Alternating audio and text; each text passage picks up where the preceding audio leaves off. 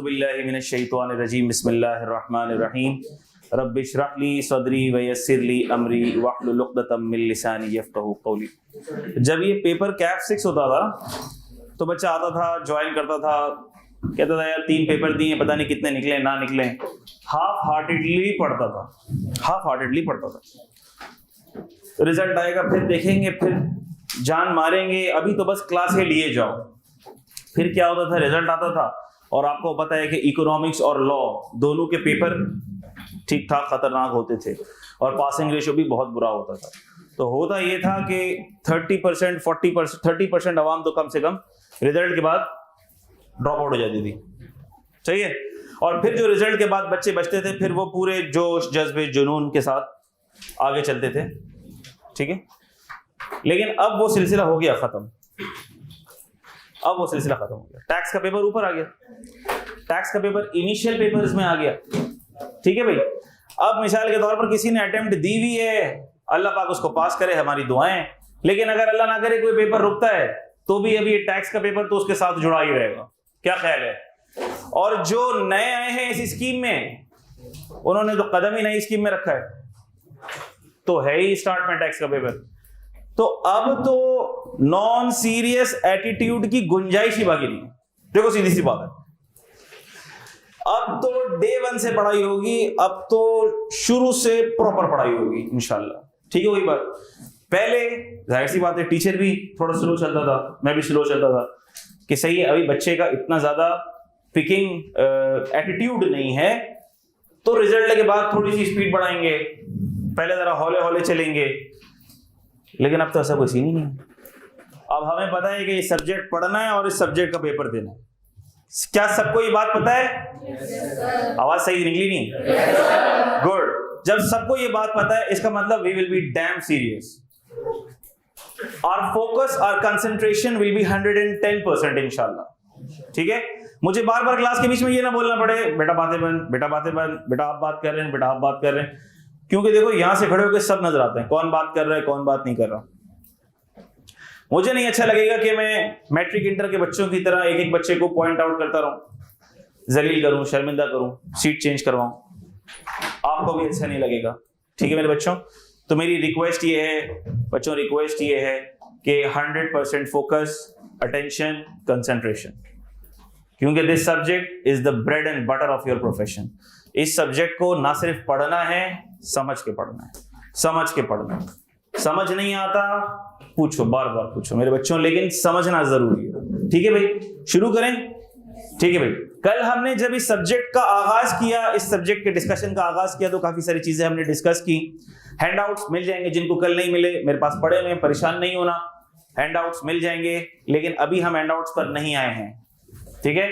कल हमने इस सब्जेक्ट की डिस्कशन का आगाज किया, मार्किंग ग्रिड को डिस्कस किया, इस सब्जेक्ट की इंपॉर्टेंस को डिस्कस किया, फिर हमने एक एनालिसिस डिस्कस किया कि इसमें थ्योरी का पोर्शन कितना है, प्रैक्टिकल का पोर्शन कितना है। हमने पास्ट पैटर्न को थोड़ा सा डिस्कस किया, फिर हमने कुछ जरूरी बातों को डिस्कस किया। हमने कहा कि टैक्स की क्लास में रजिस्टर लाना जरूरी है, पेन कैलकुलेटर वो इस्तेमाल हो जो आपने पेपर में लेकर जाना है, नोट्स की फाइल बनेगी, टैक्स रेट कार्ड हर क्लास में आपके साथ होगा इंशाल्लाह, ठीक हो गई बात।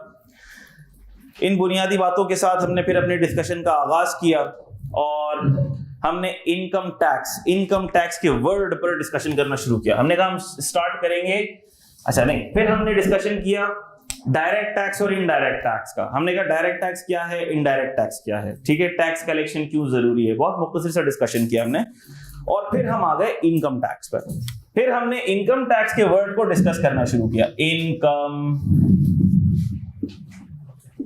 टैक्स, ठीक हो गया बच्चों। इनकम टैक्स में भी हमने कहा सबसे पहले टैक्स का हमने डिस्कशन किया मुख्तसरन, फिर हम इनकम के डिस्कशन पर आ गए। इनकम का डिस्कशन हमने स्टार्ट किया और हमने ये देखा कि इनकम क्या है। लॉ में जो डेफिनेशन है वो आ जाएगी आज इंशाल्लाह, टेंशन नहीं लेनी। हमने कहा पहले हम अपने जहन से सोचते हैं, हम अपने दिल से पूछते हैं कि व्हाट इज इनकम।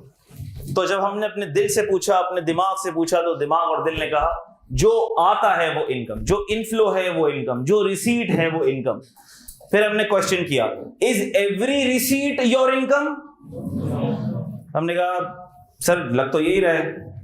फिर हमने कुछ मिसालें देखी। हमने कहा यार बर्थडे पार्टी पे जो गिफ्ट मिल रहे हैं उसको इनकम कहने का दिल नहीं चाहता sir, it's not an income, ये तो खुशी का सौदा है, दिलों का सौदा है। कोई दे तब भी ठीक, ना दे तब भी ठीक। बर्थडे पार्टी में किसी को बुलाएंगे तो साथ में ये थोड़ी लिखेंगे बर्थडे पार्टी के गिफ्ट के बगैर आना मना है, नहीं लिख सकते। किसी को आप इनवाइट कर रहे हैं मंगनी में, वेडिंग में, उसको ये तो नहीं बोल सकते 5000 के लिफाफे के बगैर आना मना। लाए ठीक, ना लाए तो भी ठीक, ठीक है भाई, मेहमान है, गिफ्ट की फॉर्म में आते। इसका मतलब ये कि सर इसको इनकम नहीं कहेंगे आप, क्या ख्याल है? तो बर्थडे पार्टी पे गिफ्ट मिल रहे हैं उसको इनकम कहने का दिल नहीं चाह रहा। वेडिंग एंगेजमेंट सेरेमनी पर एनवेलप्स मिल रहे हैं, इनकम कहने का दिल नहीं चाह रहा। किसी को इनहेरिटेंस मिल रही है तो उसको भी इनकम कहने का दिल नहीं चाह रहा। तो भाई दिल की सुने। हमने कहा सर अभी तो यही क्राइटेरिया है और कोई क्राइटेरिया बताया ही नहीं आपने, कोई यार्ड स्टिक, कोई पैरामीटर। जैसे होता था ना जो इंटर इंजीनियरिंग के बच्चे हैं, हम लोग एसिड और बेस का टेस्ट करने के लिए लिटमस पेपर टेस्ट करते थे ना, एसिड बेस पता लग जाती थी। तो कोई टेस्ट है क्या सर? कोई जादू की छड़ी है? ठक रिसीट के ऊपर मार के चेक करें इनकम है कि नहीं है, आवाज आती नहीं आती, ठक इनकम है कि नहीं है, क्या ऐसी कोई जादू की छड़ी है? हमने कहा ऐसा कोई क्राइटेरिया लॉ में तो नहीं है। इनकम की डेफिनेशन पढ़ेंगे हम, इनकम की डेफिनेशन जब आप पढ़ेंगे तब भी आपको उससे अंदाजा नहीं होगा कि भाई ये इनकम क्या किसको रहा है। तो हमने कहा फिर हमें कैसे पता लगे? तो फिर हमने ये डिस्कस किया। अच्छा, तो हमने कहा कि पास्ट में ऐसे इंसिडेंट्स गुजरे जब टैक्स वाले और टैक्स पेयर के बीच में क्या हो गया, डिस्प्यूट हो गया, डिफरेंस हो गया। टैक्स वाले ने कहा भाई ये आपकी इनकम है, टैक्स पेयर ने कहा ये तो मेरी इनकम नहीं है। टैक्स वाले ने कहा ये तुम्हारी इनकम है, इस पे हमें टैक्स दो। टैक्स पेयर ने कहा नहीं ये मेरी इनकम नहीं है, मैं तो नहीं दूंगा इस पे टैक्स। जब भी टैक्स पेयर और टैक्स वाले का डिस्प्यूट आएगा तो कहां जाएंगे? उसका एक मेथड है, उसका एक प्रोसीजर है, वो प्रोसीजर भी आपके कोर्स का पार्ट है, लेकिन अभी हम नहीं पढ़ेंगे, ठीक है। तो जब भी कोई डिस्प्यूट आता है तो जो पहला स्टेप होता है ना, वो होता है एपेलेट ट्रिब्यूनल। एपेलेट ट्रिब्यूनल ये भी एक यूं समझ लें कि डिसीजन मेकिंग अथॉरिटी है, और टैक्स के जितने भी फोरम्स हैं उनका भी तस्करा आपके कोर्स के अंदर आएगा जो आप डिस्कस करेंगे, ठीक है। एपेलेट ट्रिब्यूनल में कमिश्नर अपील, सबसे पहले कमिश्नर अपील के पास जाएगा, कमिश्नर अपील के पास एपेलेट ट्रिब्यूनल आता है, एपेलेट ट्रिब्यूनल के बाद हाई कोर्ट आती है, हाई कोर्ट के बाद supreme court, supreme court is the final authority. उसके बाद फिर आखिरत में फिर अल्लाह पाक फैसला करेंगे। दुनिया में दुनियावी लोग फैसला करेंगे, और अगर गलत किया तो फिर आखिरत में भाई, ठीक है भाई। दुनियावी एतबार से supreme court is the supreme authority, सही है वही बात। तो पास्ट में ऐसे जजमेंट्स, ऐसे प्रेसिडेंसेस हमारे सामने आए जिसकी बेसिस के ऊपर हम ये कंक्लूड करने के काबिल हो गए कि कौन सी रिसीट इनकम है और कौन सी रिसीट इनकम नहीं है। तो और हम ये डिस्कशन कर भी क्यों रहे हैं? क्योंकि सर जिस रिसीट को आप इनकम बोलेंगे ना, कहने को तो बड़ा अच्छा लग रहा है, कहते हैं इनकम क्या जाता है। जैसे ही हम किसी रिसीट को इनकम बोलेंगे ना, टैक्स वाला कान लगा के खड़ा हुआ है, उसको पता लग जाएगा, वो आ जाएगा टैक्स लेने के लिए। बोलेगा भाई ये रिसीट इनकम है, चलो अलाउ टैक्स दो इसके ऊपर। फिर हम तो इंतजार कर रहे हैं, ठीक है बच्चों। तो फिर हमने कहा कि ठीक है सर, अब अपना पॉइंट ऑफ डिस्कशन हम शुरू करते हैं।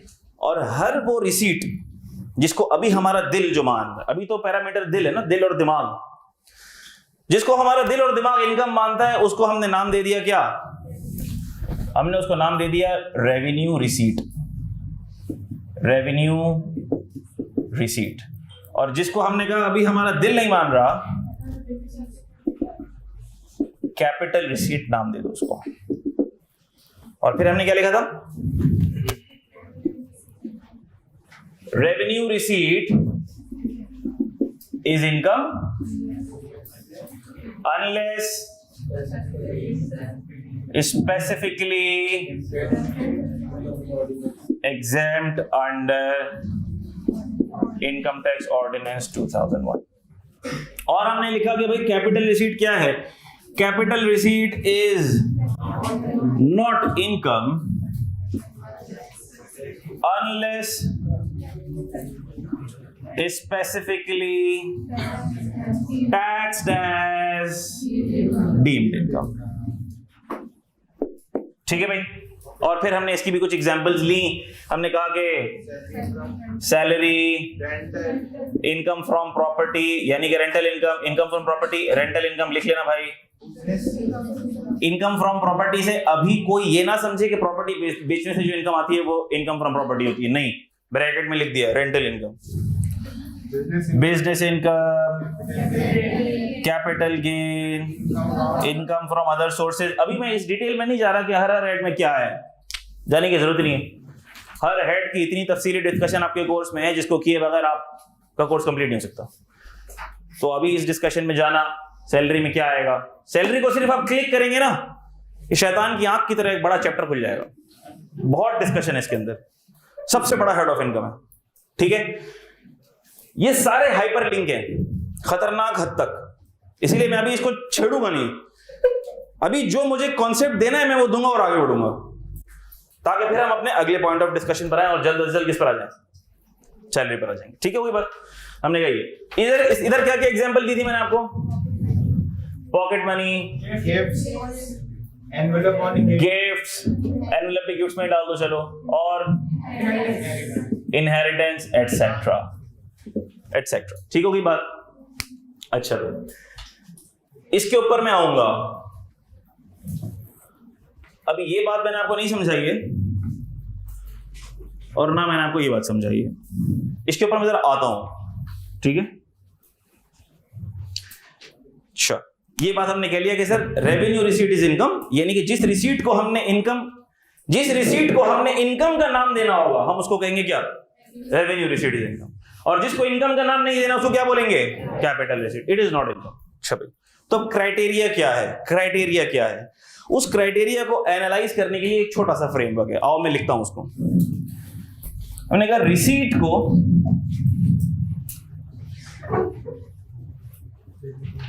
को क्लासिफाई कर सकते हो किसमें, with activity,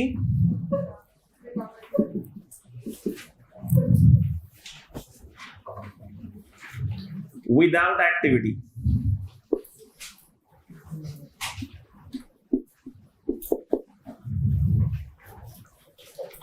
with activity, without activity.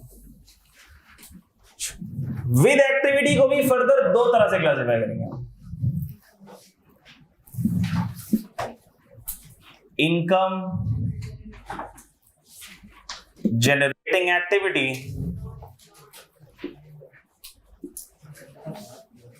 Non income generating activity, income generating activity, non income generating activity. अच्छा भाई, तो सर ये है कि आप जरा बता भी दें।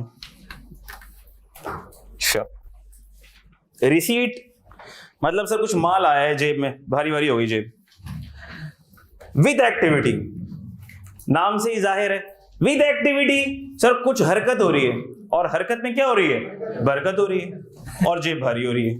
सिंपल, कीप थिंग्स सिंपल, ठीक है भाई। विद एक्टिविटी सर कोई ना कोई हमने एक्टिविटी की है, कोई हरकत की है, और उस हरकत में अल्लाह पाक ने बरकत डाल दी और पैसे आ गए,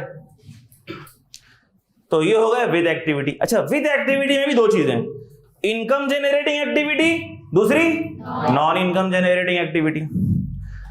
फर्क क्या है दोनों में फर्क है इंटेंशन का। फर्क किसका है, इंटेंशन का फर्क है। अगर मैंने कोई एक्टिविटी की इस इंटेंशन से कि मुझे इस एक्टिविटी से इनकम जनरेट करनी है, तो ये हुई इनकम जनरेटिंग एक्टिविटी। और अगर कोई ऐसी एक्टिविटी हुई जिसमें मेरी इंटेंशन नहीं है इनकम जनरेट करने की, तो वो क्या हुई, non income generating activity. Sir कोई एग्जांपल दें, एग्जांपल के बगैर नहीं आएगा समझ में, अभी देते हैं। मेरे घर में पुरानी गाड़ी पड़ी मेरी 2008 से, ठीक है भाई, या तो मैं बेच दूं या खुद जान दे देगी गाड़ी। अरे भाई अब अगर पुरानी गाड़ी हो गई, अब क्वालिफाई हो गई, क्वालिफाई करने के बाद नई गाड़ी लेंगे, अभी पुरानी गाड़ी, तो आपने वो पुरानी गाड़ी बेच दी, ठीक है भाई, और उस पुरानी गाड़ी के एवज कुछ पैसे आए आपके पास और आपको गेन हो गया, मिसाल के तौर पर गेन हो गया, तो सर क्या ये इनकम है क्या इस गाड़ी को बेचकर मैंने इनकम जनरेट करनी थी? क्या मैं रोज यही करता रहता हूं, गाड़ी ली बेची, गाड़ी ली बेची? नहीं सर। मेरे घर में एक सोफा पड़ा हुआ है, पुराना सोफा सेट है, ठीक है। घर वालों ने कहा भाई अब थोड़ा सा घर का स्ट्रक्चर चेंज करना है, इस सोफे को बेचें, नया सोफा परचेज करते हैं, थोड़ी सी रेनोवेशन वगैरह करते हैं। 10 साल से पड़ा हुआ है, 15 साल से पड़ा हुआ है, बेच दिया मैंने। तो क्या उस सोफे को बेचकर मैंने पैसे अर्न करने थे? क्या ये इंटेंशन थी मेरी? निकला नहीं, नॉन इनकम जनरेटिंग एक्टिविटी। मेरे घर पे पुराना फ्रिज पड़ा हुआ है, पुराना फ्रिज मुझे बेचना है। क्यों? स्टोरेज कैपेसिटी कम है, बकरीद आती है तो गोश्त सही से जमा नहीं हो पाता, पूरी गाय उसमें हम सुला नहीं सकते। सबने कहा भाई बेचो उसको यार, ताकि स्टोरेज तो थोड़ी सी मतलब ठीक है, बांटेंगे कभी अपने आप को, कभी अपनी अम्मी को, अब्बा को, कभी ये तो बांट लेंगे, ठीक है भाई। तो हमने कहा भाई अब इस फ्रिज को डिस्पोज किया जाए, भाई इसको डिस्पोज किया जाए, नया फ्रिज लेंगे इसकी वजह। तो क्या मैंने इनकम जनरेट करने की इंटेंशन से बेचा था? नो नो, लेकिन एक्टिविटी तो थी, हरकत तो हुई सर, हरकत तो हुई। सोफा बेचने के लिए आपने बायर लोकेट किया होगा, ढूंढा होगा, फिर उस सोफे को शिफ्टिंग विफ्टिंग की होगी आपने, मजदूर तलाश किए होंगे, उसने उठाया होगा। तो sir this is an activity, nobody can deny this is an activity, but is this an income generating activity? This is not an income generating activity. जबरदस्त हो गया सर। लेकिन टैक्स वाले को हम हाले दिल कैसे दिखाएं? दिल चीर के दिखाएं क्या कि ये नॉन इनकम जनरेटिंग एक्टिविटी थी? टैक्स वाले को कैसे पता लगेगा सर कि ये इनकम जनरेटिंग थी या नॉन इनकम जनरेटिंग थी? अब आओ इनकम जनरेटिंग की मिसाल लेते हैं। अगर मैंने 10 साल में एक सोफा बेचा है, 10 साल में 2 सोफे बेचे हैं, ठीक है, नॉन इनकम जनरेटिंग है। लेकिन अगर मैं डेली के 2 सोफे बेचूं,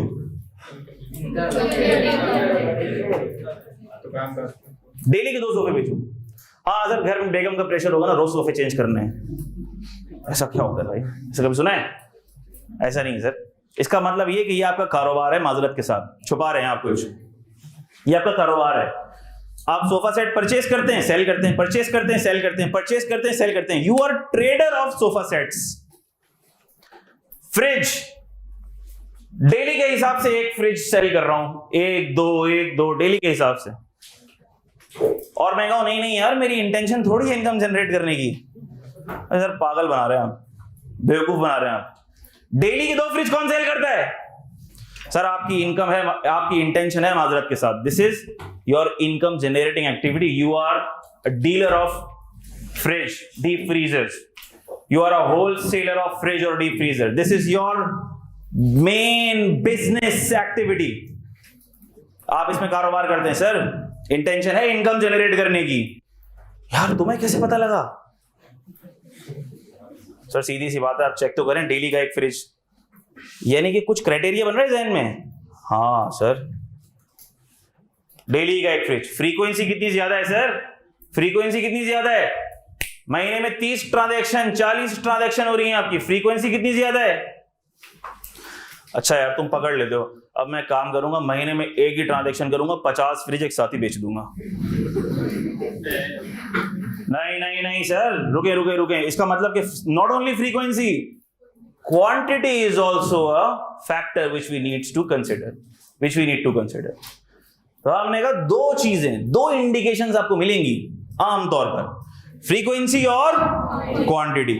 हमने कहा इनकम जनरेटिंग एक्टिविटी। अब ये चीजें अपने अल्फाज में लिख लो, ये सिर्फ कॉन्सेप्चुअल फ्रेमवर्क है, ठीक है। तो हमने कहा सर इनकम जनरेटिंग एक्टिविटी है तो सेल होगी, परचेज होगी, purchase with intention to sell होगी, ठीक है बेटा? तुम्हारे दिल से आवाज आई, जोर से बोल। परचेज होगी विद इंटेंशन टू सेल, हमारी इंटेंशन है, नियति परचेज करके सेल करने की नियत है सर, इंटेंशन। और कैसे पता कैसे लगेगा सर? हमने कहा frequency and quantity of transaction से पता लगेगा। किससे पता लगेगा? Frequency and quantity of transaction से पता लगेगा। सर और कोई फैक्टर है? हमने कहा हाँ और भी फैक्टर्स होते हैं। मिसाल के तौर पर place of business, place of business is also an indication.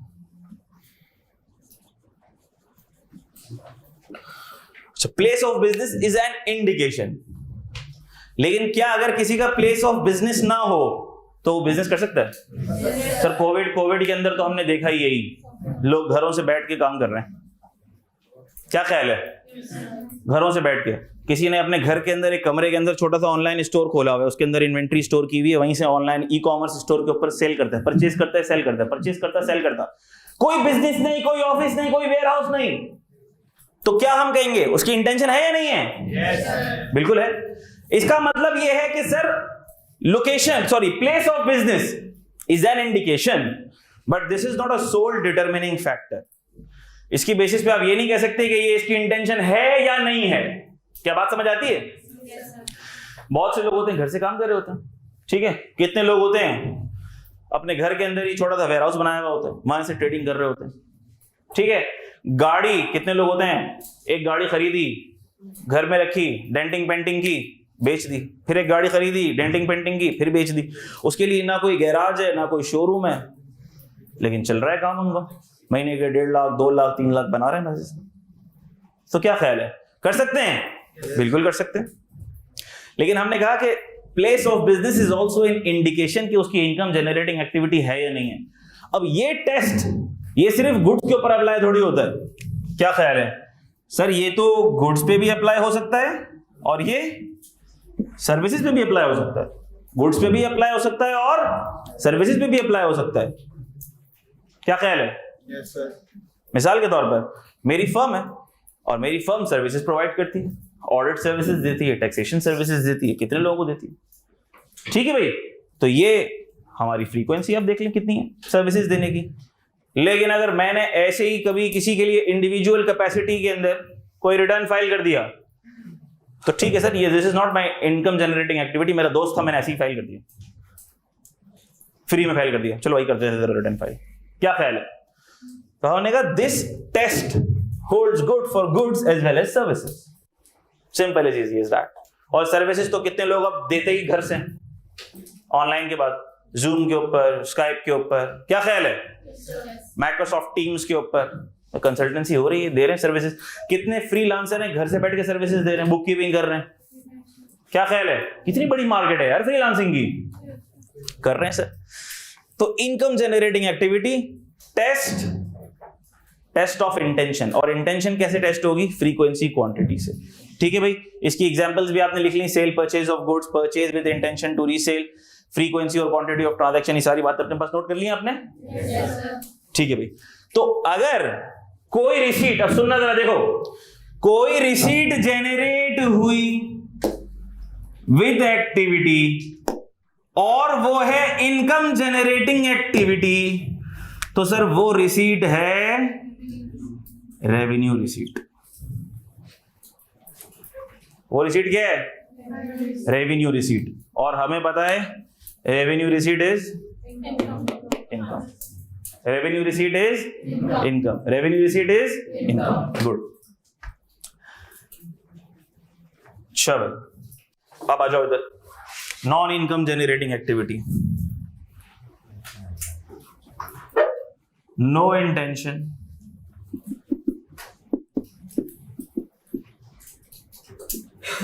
To generate income.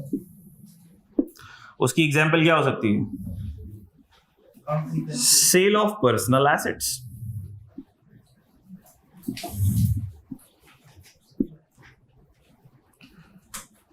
One of transactions, ठीक है भाई।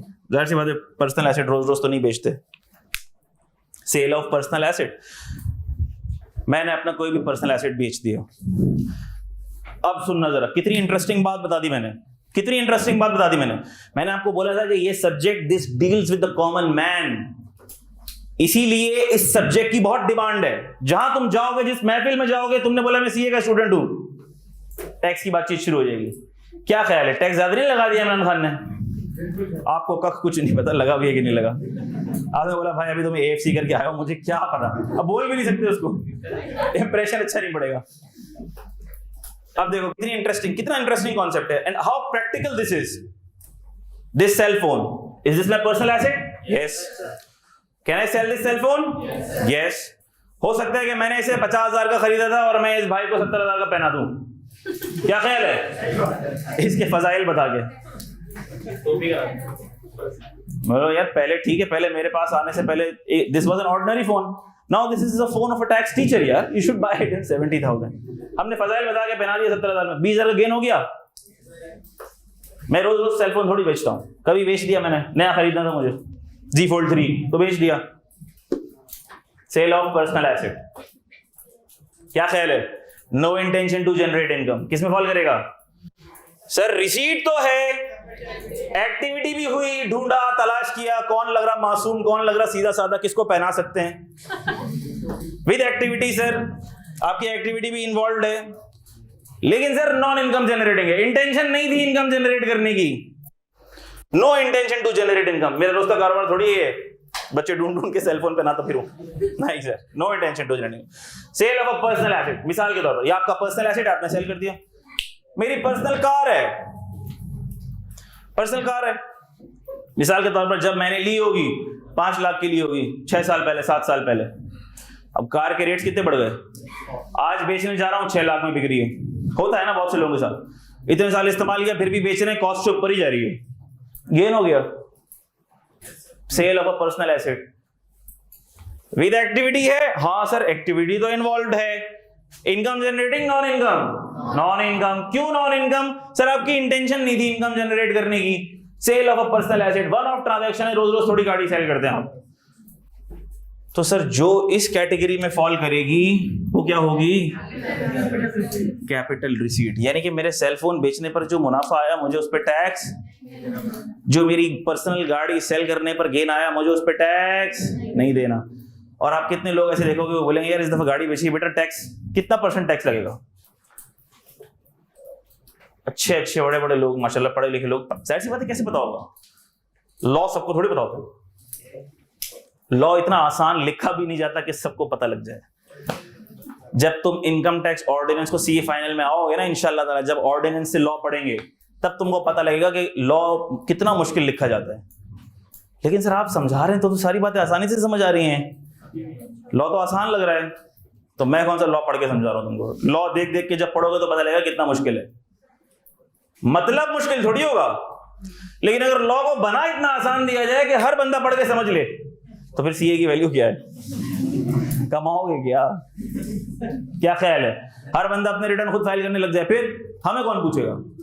बनाना पड़ेगा ना, मुश्किल तो बनाना पड़ेगा ना. अभी आपको पता लगेगा कि how difficult the law is made. अच्छा क्या है अल्हम्दुलिल्लाह हमें इस स्टेज के ऊपर ऑर्डिनेंस से लॉ नहीं पढ़ना, लेकिन सीए फाइनल पे now it is open book. तो अब सीए फाइनल में बच्चों को हम ऑर्डिनेंस से लॉ पढ़ाते हैं. ये पढ़ो, खोलो, देखो ये यहाँ लिखा हुआ है, यहाँ लिखा हुआ है, यहाँ लिखा, ये अल्फाज हैं, ये wording. You know how to apply it because you do not need to rote learn it at CA final level. बात आती है समझ में? लेकिन यहां पे तो सब याद करना है, और जब याद करना है तो लॉ को याद करना बहुत मुश्किल हो जाएगा. ठीक है बात? Non income generating capital receipt, इसमें एक एक्सेप्शन है. अच्छा, जहां जहां मैं आपको लिमिट करूंगा वहां वहां आपने भी लिमिट हो जाना है. वहां वहां आपने भी लिमिट हो जाना है. अब मैं इसकी लिखवाने लगा हूं एक एक्सेप्शन. मैं इसलिए लिखवा रहा हूं ताकि कोई ये ना कहे कि सर ने बात पूरी नहीं बताई, लेकिन इसको मैं समझा भी नहीं सकता. इसको मैं समझाऊंगा कैपिटल गेन के साथ. Exceptions sale of personal asset specified in section 38 sub section 5. लिख लो, ये लिख लो, अभी सिर्फ लिख लो. ऐसी कोई पूछे तो बोलना भाई एक्सेप्शन है. क्या एक्सेप्शन है?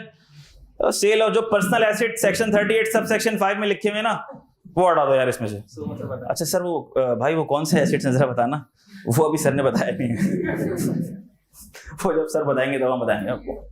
लिख लो, अभी ये लिख लो. Sale of personal assets specified in section 38 sub section 5. अच्छा, बच्चों को थोड़ी क्यूरियोसिटी होती है इसलिए मैं थोड़ा सा फ्लेवर दे देता हूं ज्यादा डेप्थ में जाने का टाइम नहीं है, जब सेक्शन पढ़ेंगे, जब हेड ऑफ इनकम पढ़ेंगे तब जाएंगे। इसमें क्या है सर, कुछ तो बताएं, क्या तोप है, क्या बला है इसके अंदर, ऐसी क्या चीज है? एक एग्जांपल लेता हूं, ज्वेलरी है इसके अंदर, ज्वेलरी। क्या ख्याल है, गोल्ड के रेट्स कहां से कहां पहुंच जाते हैं? पलक झपकी, कहां से कहां पहुंच गए, गेन हो गया। टैक्स वाले ने कहा बाकी सब तो ठीक है यार, इधर बहुत रेवेन्यू लॉस हो जाएगा, गोल्ड को तो ले आओ इधर मार्केट में। ज्वेलरी बेचोगे भले पर्सनल है, ज्वेलरी बेचोगे भले पर्सनल एसेट है, और सेल करके इनकम जनरेट करने की इंटेंशन भी नहीं है, तो भी क्या लगेगा? टैक्स। तो भी टैक्स वाले इसको कहां लेके जाएगा? रेवेन्यू रिसीट में लेके जाएगा। एक एग्जांपल दी ज्वेलरी की, और भी हैं, जब सेक्शन पढ़ेंगे तब देखेंगे, डिटेल में नहीं जा रहा, इधर लिखेंगे और इस कॉन्सेप्ट को हम लॉक करेंगे। क्या यहां तक की डिस्कशन में किसी को कोई इशू, कोई मसला, कोई problem? Please let me know. Anyone? We should be crystal clear. जी बच्चा। If personal asset is an immovable property, immovable property के लिए मैंने आपको बताया था कैपिटल गेन में जाता है, वो भी कैपिटल गेन में डिस्कस करेंगे बेटा, ठीक है? जब हम इंडिविजुअल हेड पढ़ेंगे ना तो दुनिया क्लियर हो जाएगी आपके सामने। अभी मैं हर चीज को क्लियर नहीं कर पाऊंगा, ठीक है बच्चा? लेकिन जब आप हर हेड ऑफ इनकम पढ़ चुकेंगे तो आपके कॉन्सेप्ट पानी की तरह शफाफ होने चाहिए इंशाल्लाह, क्योंकि एग्जामिनर कैन टेस्ट एनीथिंग। वो आसान तरीके से नहीं पूछेगा, हम देखेंगे कैसे पूछेगा वो, ठीक है बच्चा? यहां तक सबने कॉपी कर लिया? जल्दी से बताओ मैं रब करूं इसको, जितनी देर में मैं रब करूंगा तुम फॉर्म फिल करोगे। सबने कॉपी कर लिए? मैं रब करूंगा, आप लोग फॉर्म फिल करेंगे, 2 मिनट का टाइम है आपके पास, जल्दी। और मैं उम्मीद ये करता हूं कि वो income generating, non income generating की एग्जांपल्स आपने लिख ली होंगी। हाँ, कुछ चीजें मैं अज्यूम करता हूं, मिसाल के तौर पर sale of sofa set, personal sale of personal sofa set, वो आपने लिख लिया नॉन इनकम जनरेटिंग में, ठीक है? सेल ऑफ 30 सोफा सेट्स मिसाल के तौर पर, तो क्वांटिटी और फ्रीक्वेंसी की कुछ एग्जांपल्स लिख लेनी है ताकि याद रहे। बस ये आपके बेसिक कॉन्सेप्ट्स के लिए है, ये किताब में कहीं मेंशन नहीं है ये वाली बातें, इसीलिए मैं आपको बोर्ड के ऊपर एक्सप्लेन कर रहा हूं, आपने अपने रजिस्टर पर लिखना है, और उसके बाद फिर जो बातें याद करनी है वो तो सारी हैंडआउट्स में मौजूद है, ठीक है बच्चा? लेकिन ये बेस बनाने के लिए ये बातें जरूरी होती हैं, ठीक है?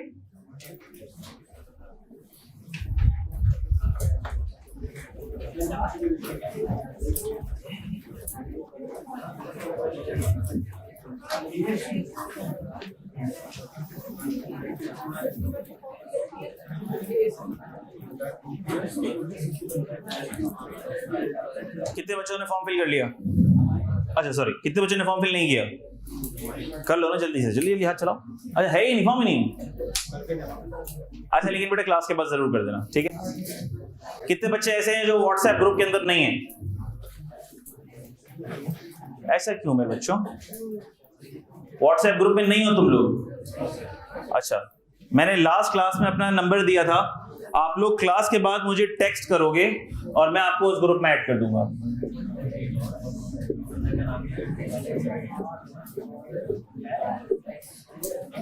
ठीक है मेरे बच्चों, नंबर नोट करो और मुझे सिर्फ मुख्तसरन टेक्स्ट करना आपने, ज्यादा लंबी चौड़ी नहीं। अस्सलाम वालेकुम sir, please add me to CAF two WhatsApp group, बस। मैं आपको एक लिंक भेजूंगा, क्लिक करना, ग्रुप के अंदर लैंड कर जाओगे, सही है? याद से। अच्छा आप सुन लो जरा और से बात मेरी, बात जरा गौर से बेटा, वापस आ जाओ। अब मैं इन 2 बातों को एक्सप्लेन कर रहा हूं, इन 2 अंडरलाइंड बातों को, अंडरलाइंड बातों को। यानी कि सर जो रेवेन्यू रिसीट का क्राइटेरिया फुलफिल कर जाए वो क्या हो गई? इनकम, वो इनकम हो गई। अब ऑर्डिनेंस में सुनना बहुत इंपॉर्टेंट बात है, बहुत इंपॉर्टेंट बात है, लगेगा नहीं हमें इंपॉर्टेंट है, लेकिन कॉन्सेप्चुअल बेस बनाने के लिए बहुत इंपॉर्टेंट है। यानी कि सर अगर मैं इस एसी को फ्रीक्वेंटली सेल कर रहा हूं, बड़ी क्वांटिटी में सेल कर रहा हूं, क्या ये मेरी इनकम जनरेटिंग एक्टिविटी हो गई? क्या ये रेवेन्यू रिसीट हो गई? लेकिन ऑर्डिनेंस में नाम से कहीं नहीं लिखा होगा कि एसी बेचना इनकम है। क्या मैं अगर ये चेयर्स बेचना शुरू कर दूं क्वांटिटी और फ्रीक्वेंसी में, मेरी इनकम हो गई। ऑर्डिनेंस में नाम से नहीं लिखा हुआ होगा चेयर बेचना इनकम है। साइकिल बेचना शुरू कर दूं, नाम से नहीं लिखा हुआ होगा। सेलफोन बेचना शुरू कर दूं, नाम से नहीं लिखा हुआ होगा। क्राइटेरिया मीट हुआ, इनकम, नाम से नहीं लिखा हुआ, नाम से नहीं लिखा हुआ कि ये list of businesses which are included in income. अगर ऐसा होगा तो फिर इतने मोटे मोटे 10-12 वॉल्यूम देने पड़ जाएंगे। क्या ख्याल है? तो ऑर्डिनेंस कहता है हर रेवेन्यू रिसीट क्या है? इनकम है। हर रेवेन्यू रिसीट क्या है? इनकम है। बस जो इनकम हमें टैक्स नहीं करनी होगी ना, वो हम बताएंगे आपको, बस वो हम बता देंगे आपको। यानी कि सर इसका मतलब कि ऑर्डिनेंस ये नहीं बताएगा कि क्या बेचना इनकम है। क्राइटेरिया दे दिया हमें, क्राइटेरिया पता लग गया हमें, कॉन्सेप्चुअल फ्रेमवर्क पता लग गया हमें, लेकिन ऑर्डिनेंस को अगर कोई इनकम एग्जेम्प्ट करना होगी तो वो बताएगा नाम से, वो बताएगा नाम से। यानी कि मिसाल के तौर पर अगर कोई बंदा ये कैमरा बेचना शुरू करे तो उसको आगे मुझसे पूछने की जरूरत नहीं है सर क्या ये कैमरा बेचना इनकम है या नहीं है। क्या ख्याल है? वो ये पूछेगा सर एग्जेम्प्ट क्या है, बस वो बता दे। ऑर्डिनेंस क्या बताएगा? एग्जेम्प्ट क्या चीज, बाकी सब क्या है? इनकम, और सब क्या है? टैक्सेबल। ठीक होगी बात? अच्छा एग्जाम्पल दे दें सर, इसकी कोई एग्जाम्पल दे दें। आओ इसकी एग्जाम्पल लिख लो बेटा।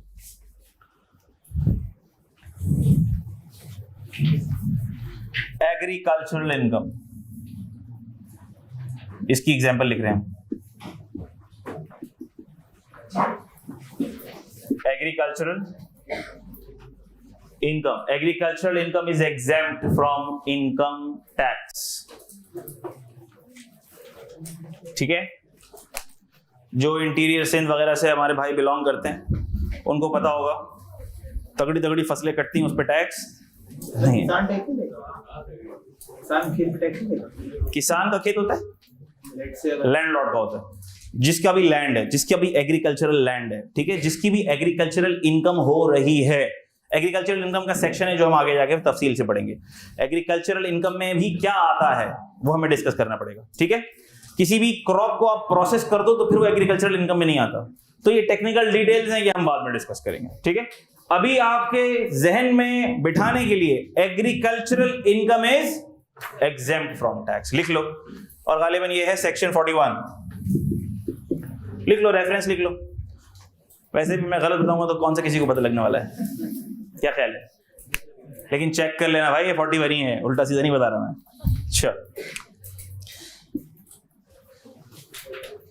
और बताएं सर, और बताएं। Export of IT services,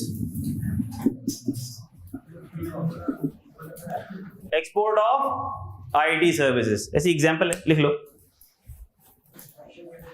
section number बताएं सर, सेक्शन।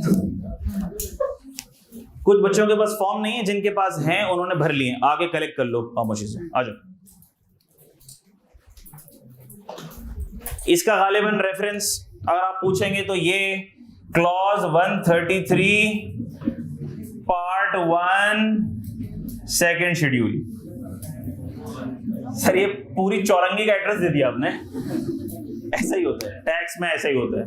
लिखना चाहो लिखो, नहीं लिखना चाहो तो भरोसा कर लो, लिख लो। अच्छा क्लॉज 33 पार्ट 1 सेकेंड शेड्यूल, ठीक है, पार्ट 1 सेकेंड शेड्यूल। ऐसी तभी तभी में लिख लो। क्या है, हमें क्या पता क्या होगा, ये लिख लो।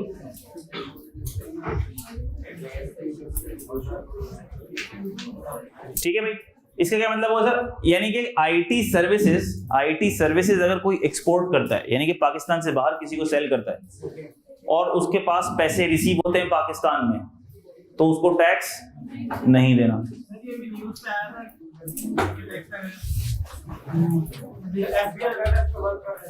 वर्क कर रहा है, वो स्पेसिफाइड कैटेगरीज पे वर्क कर रहा है। मिसाल के तौर पर देखो, उसकी ना कंडीशंस हैं, सुनना जरा, हर चीज की कंडीशंस हैं। जैसे कि मिसाल के तौर पर अगर इसको एग्जेम्प्ट किया गया है ना, तो इसके साथ कंडीशंस लगाई भी होंगी कि पैसा नॉर्मल बैंकिंग चैनल से आएगा। बात आ रही समझ में? नहीं आएगा तो टैक्स लगेगा, चाहे भले एक्सपोर्ट हो, लेकिन पैसा हवाले के थ्रू आ रहा है, अब टैक्स लग जाएगा। सही है? तो कंडीशंस अटैच होती हैं, एग्जेम्पशंस के साथ कंडीशंस अटैच होती हैं। तो चूंकि लेकिन अभी हम बड़े नेसेंट स्टेज पर हैं, इनिशियल स्टेज पर हैं, तो हम वो सारी बातें अभी नहीं करेंगे।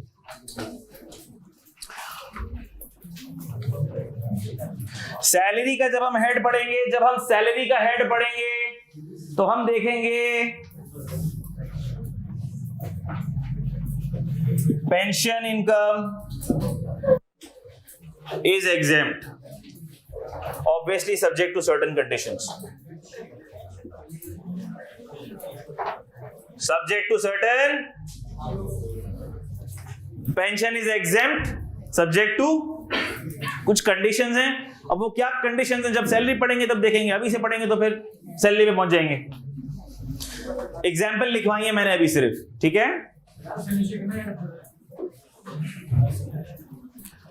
अच्छा भाई अब इधर आ जाओ। टैक्स के अंदर में ना एग्जाम्पल से समझना बड़ा जरूरी है, वरना समझ में नहीं आएगा, पल्ले नहीं पड़ेगी बात, सही है। और ये एग्जाम्पल लिखना भी बहुत जरूरी है। आ जाओ इधर मेरे बच्चों। CR is not income, capital receipt is not income unless specifically taxed as deemed income। यानी कि सर टैक्स वाला बंदूक के जोर पर कह रहा है ये इनकम है, हम कह रहे हैं इनकम है, तो तुझे मानना पड़ेगा ये इनकम है। लॉ कह रहा है इनकम है, तो फिर मानना पड़ेगा इनकम है। टैक्स वाला टैक्स की दुनिया का माई बाप है, जो बोलेगा करना पड़ेगा, जो लॉ का पार्ट बन जाएगा उसको मानना पड़ेगा। जब मैं कहूं टैक्स वाला, तो हमें ये पता होना चाहिए ये लॉ कौन बनाता है। लॉ बनाती गवर्नमेंट है, ठीक है। जब मैं कहता कोई डरावने सा चेहरा आता है, सर ने विलन बना के प्रेजेंट कर दिया, लॉ अप्रूव करती गवर्नमेंट है बेसिकली, ठीक है। और FBR is the administrative body to collect taxes, to enforce that law, ठीक है।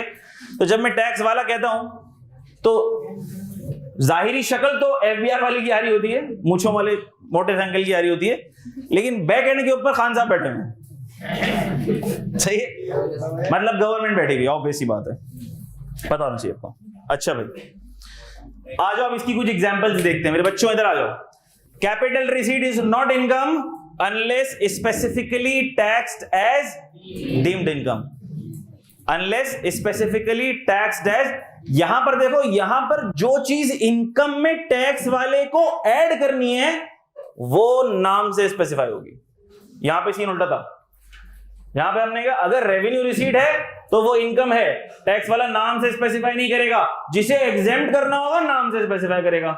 यहां पर केस ही उल्टा है, हमने कहा कैपिटल रिसीट इनकम है ही नहीं, लेकिन जिसे इनकम ट्रीट करना होगा टैक्स वाला नाम से स्पेसिफाई करेगा, ठीक है भाई। और इसकी एग्जांपल देखते हैं, लिखो पहले example.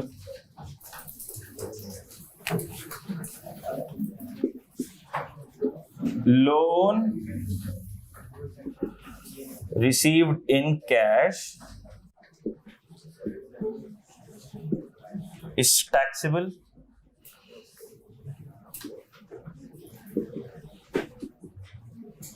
under the head income from other sources.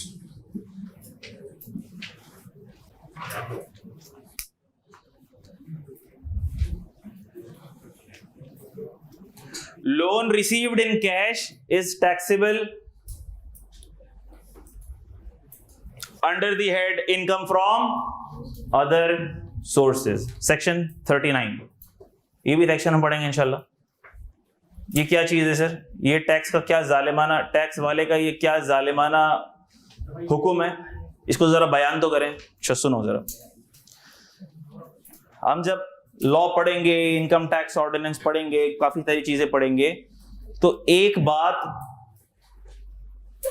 आपको पता लगेगी कि टैक्स वाला या टैक्स का लॉ अनडॉक्यूमेंटेड ट्रांजैक्शंस को डिस्करेज करता है, कैश ट्रांजैक्शंस को डिस्करेज करता है हर स्टेप पे।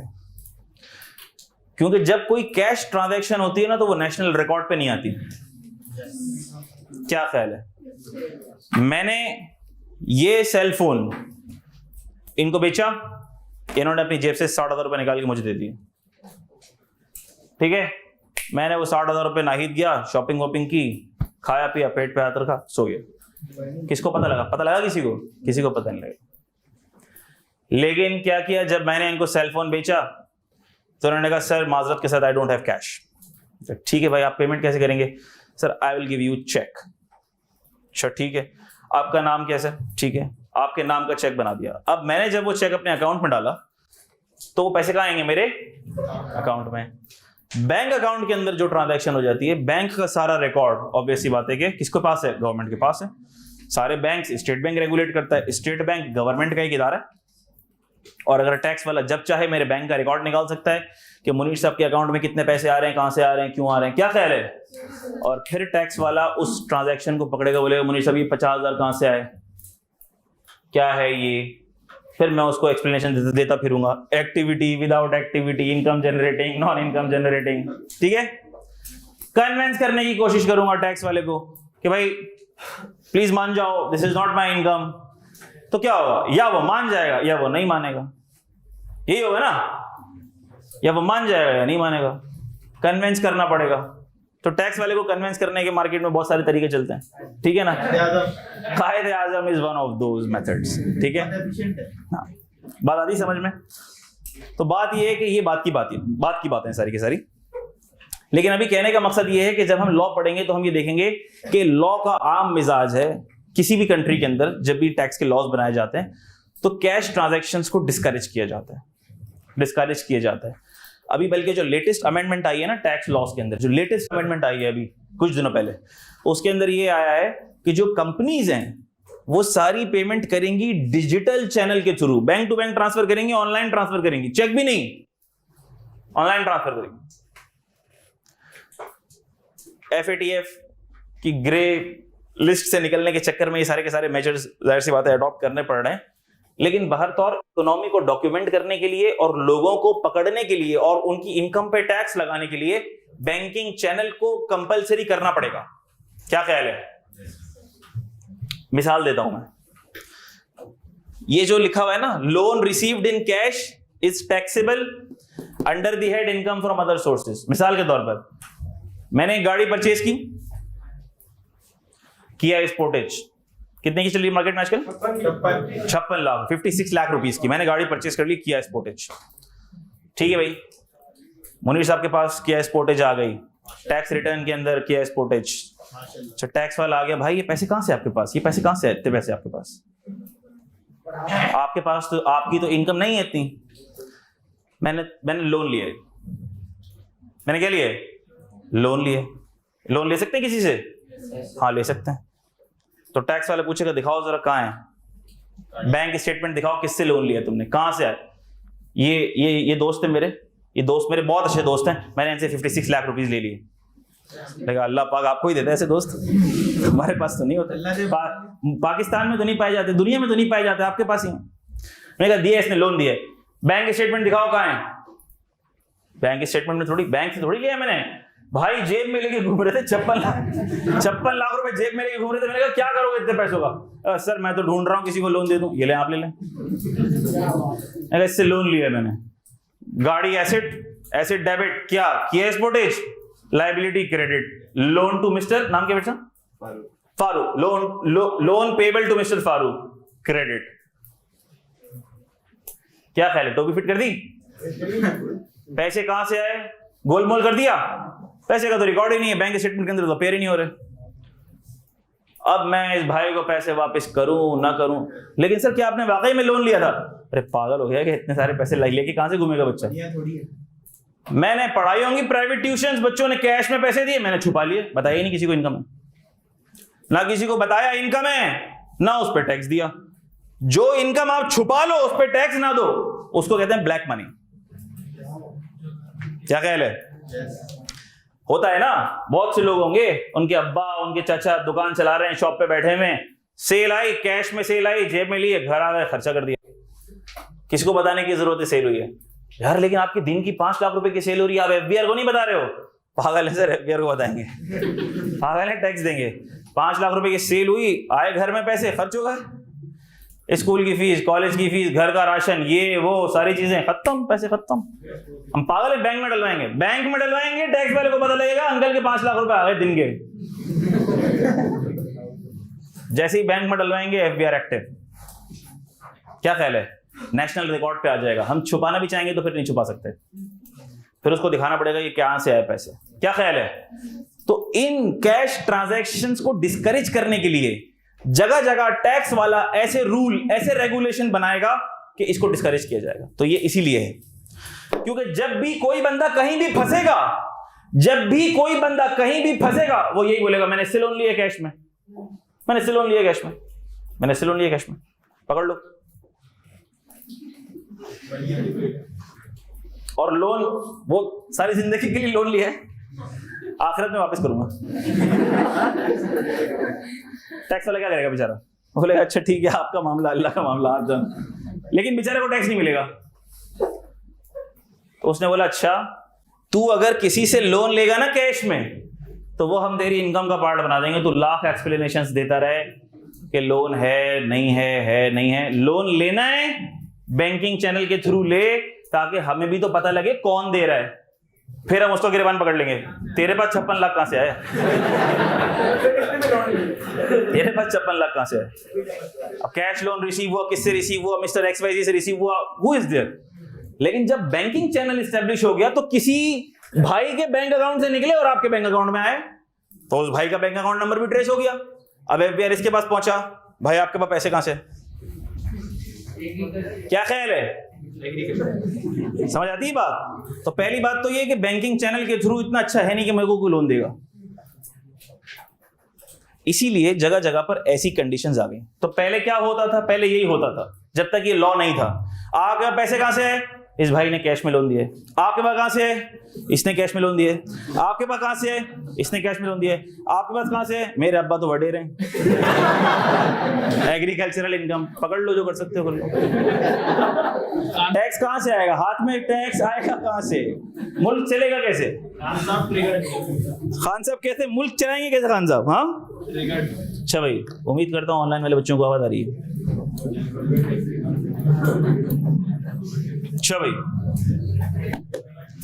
तो ये देखो हर लॉ के पीछे भी ना एक लॉजिक है, लॉ के पीछे लॉजिक है। अब मैं आपको ये लिखवा दूं, आपको समझ थोड़ी आएगा सर ये लॉ क्यों आया कैसे आया। डिस्कशन करेंगे जब भी पढ़ेंगे, लेकिन अभी मैंने सिर्फ आपको एक आइडिया दे दिया, हिंट दे दी। तो हमारी कोशिश ये होगी कि जहां जहां कोई लॉ आए हम उसकी एसेंस को समझें कि वो लॉ आया क्यों, ताकि आपको समझ आए कि इस तरह से चल रही चीजें। Loan received in cash is taxable under the head income from the sources. अच्छा एक और एग्जांपल भी लिख लो, unadjustable security deposit received from tenant will be chargeable to tax under the head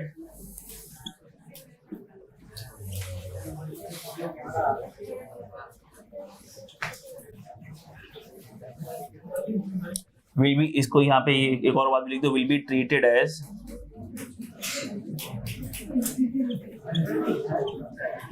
chargeable rent and रुक जाओ मैं थोड़े से अल्फाज आसान कर दूं ना।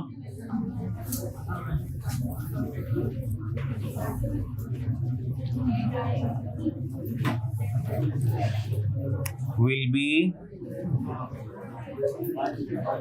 बेटा ये ना करा करो, ये ना किया करो कि टीचर बोर्ड की तरफ पलटा बातें शुरू, ये ना किया करो। will be treated as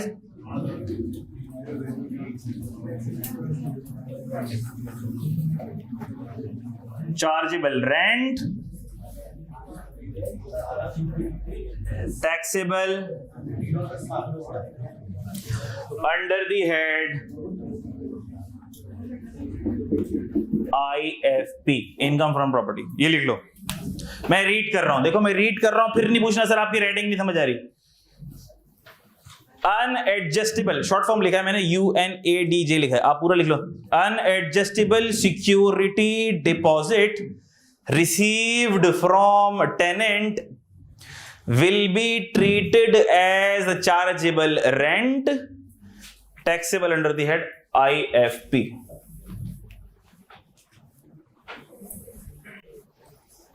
क्या मतलब इसका सर? अब जाहिर सी बात है मैंने हेड का नाम भी लिख दिया तो आपको पता लग ही गया होगा कि इसकी डिटेल डिस्कशन हम किस हेड में करेंगे, इनकम फ्रॉम प्रॉपर्टी में करेंगे। अभी मैं सिर्फ इसका छोटा सा फ्लेवर दूंगा और आगे बढ़ जाऊंगा, मुख्तसर सी बात करूंगा, आगे बढ़ जाऊंगा, डिटेल बात नहीं करूंगा। हम में से देखा होगा किसी ना किसी ने, किसी का घर किराए पे होगा, कोई किसी की कोई दुकान किराए पे होगी, किसी के अब्बा ने कोई घर किराए पे दिया हुआ होगा, किराएदार से किराया आता होगा, अब्बा ने ड्यूटी लगाई होगी जाके किराया ले लेना, या अब्बा ने कोई दुकान किराए पे दी हुई होगी किसी को, कभी कभी आपकी ड्यूटी लगती होगी यार इससे किराया लेके आ जाना। किराए की income, rental income is chargeable to tax under the head income from property, ये हमें पता है। रेंटल इनकम का हेड है, रेंटल इनकम के अंदर वो इनकम टैक्स होगी, इनकम है।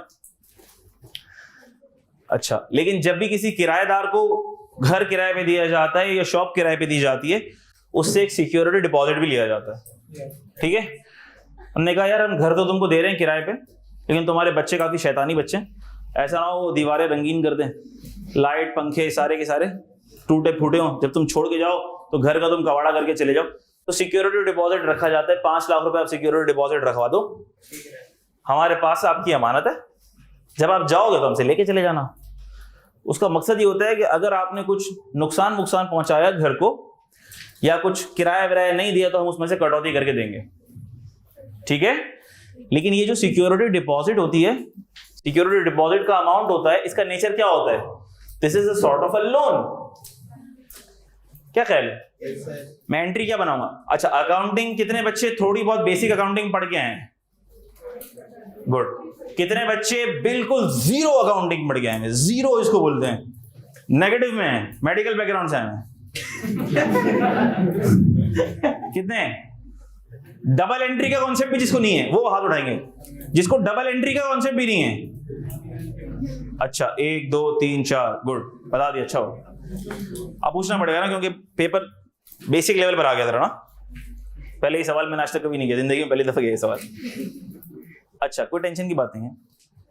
तो जब आप लोन लेते हो, लोन लिया, सॉरी लोन पे आ गया, सिक्योरिटी डिपॉजिट लिया, टेनेंट से सिक्योरिटी डिपॉजिट लिया, टेनेंट से सिक्योरिटी डिपॉजिट लिया, पैसे आ गए, कैश आ गया, एसेट आ गया आपके पास, तो एसेट डेबिट हो जाएगा, ठीक है। और क्रेडिट क्या हो जाएगा? Security deposit liability. लायबिलिटी है ना, देखो मेरे लिए लायबिलिटी है ना। जब वो कभी 5 साल 10 साल 20 साल बाद छोड़ के जाएगा तो मुझे ये पैसे क्या करने हैं? उसको वापस करने, रिटर्न करने। तो जो पैसे आपने फ्यूचर में रिटर्न करने वो आपकी क्या है? लायबिलिटी। पैसे तो मिल गए, डेबिट हो गया, कैश डेबिट हो गया, लेकिन सिक्योरिटी डिपॉजिट क्रेडिट हो जाता है। सिक्योरिटी डिपॉजिट लायबिलिटी क्रेडिट हो गई। बात आई समझ में? तो सर किसी भी तरह से ये इनकम तो नहीं है, ये क्या है? लायबिलिटी। और आप, मैंने क्या लिख दिया यहाँ पे? Unadjustable security deposit received from tenant. जो टेनेंट से रिसीव्ड होगा वो चार्जेबल रेंट का पार्ट बनेगा। अरे सर ये क्या बात कर दी आपने? ये तो हमने कभी सोचा ही नहीं था, ये तो किसी को पता ही नहीं होता, ये तो मार्केट में भी किसी को नहीं पता होता। हाँ, नहीं पता होता, but this is the law.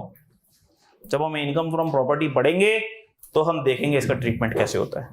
अभी हमें नहीं पता, लेकिन एक बात पता लग गई कि सर जिस अमाउंट को हम अपनी इनकम का पार्ट कभी समझते ही नहीं थे, हमारे अब्बा ने नहीं समझा, हमारे चाचा ने नहीं समझा, हमने नहीं समझा, इनकम है ही नहीं। अकाउंटिंग पर्सपेक्टिव से भी इनकम नहीं है। मिसाल के तौर पर कभी आज तक ऐसा हुआ है कि तुमने फाइनेंशियल स्टेटमेंट्स बनाए हो और किसी बिजनेस एंटिटी ने अपनी कोई भी प्रॉपर्टी रेंट पे दी हो, किराया आ रहा हो, और तुम कहो किराया भी इनकम, सिक्योरिटी डिपॉजिट भी इनकम? कभी किया है ऐसा? कभी नहीं किया सर, ना कभी किया, ना देखा, ना सुना, पहली दफा सुन रहे हैं। दिस इज लॉ, ठीक है। इसका ट्रीटमेंट क्या होता है, कैसे होता है, आईएफपी में देखेंगे। और आईएफपी में ये भी देखेंगे कि ये करने के पीछे वजह क्या है, वजह क्या है, ठीक है। ये है सेक्शन नंबर 16। जब पढ़ेंगे तब देखेंगे, लिख लो अभी सिर्फ, ठीक है। तो मैंने आपको बता दिया कि टैक्स वाला जिस चीज को बोलते है वो इनकम है, लॉ है। चूना नहीं कर सकते फिर हम कि नहीं ये क्यों, ये क्या, ये कैसे, लॉ है, लॉ है। कैपिटल रिसीट है, सर कैपिटल रिसीट है सर, इनकम थोड़ी है, ये तो कैपिटल रिसीट है। किसी से मैंने लोन लिया है, कैपिटल रिसीट है, इनकम थोड़ी है। जो रिसीट इनकम नहीं होती उसको क्या बोलते हैं? Capital receipt. लेकिन टैक्स वाला बोल रहा है अगर तूने कैश में लोन लिया है, income. Unadjustable security deposit, sir capital receipt है, लेकिन टैक्स वाला कह रहा है, हम कह रहे हैं इनकम है तो इनकम है। ठीक हो गई बात बेटा? अच्छा, ये बातें समझ आ गई हैं। अब यहां पर हमने विद एक्टिविटी कर लिया था, अब क्या करेंगे हम? विदाउट एक्टिविटी करेंगे। जी बच्चा, पेमेंट गिवन शेयर्स के टैक्स लगता है?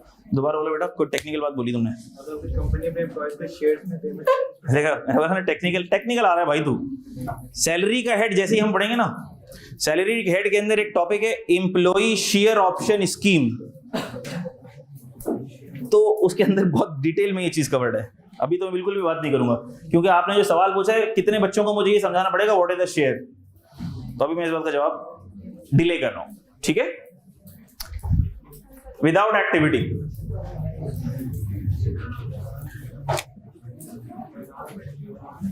अच्छा भाई, विदाउट एक्टिविटी की भी जरा दो शाखें बना दो बेटा।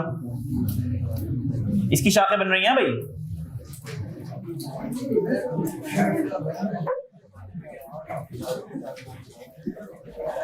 On voluntary basis,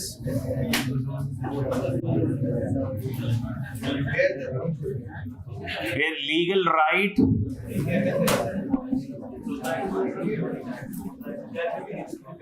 is established.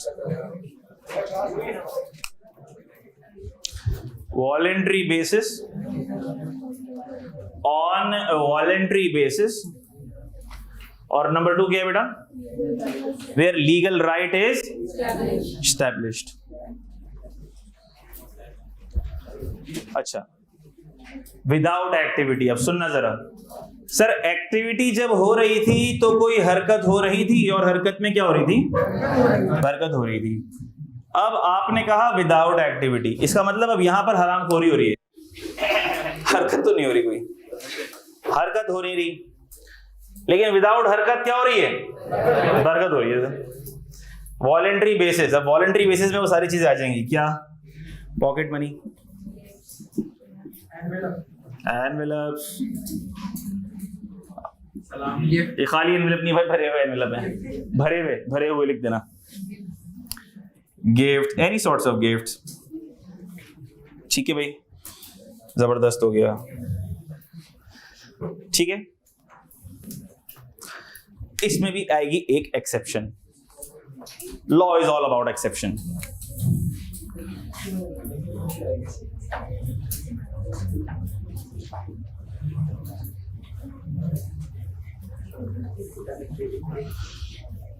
Gifts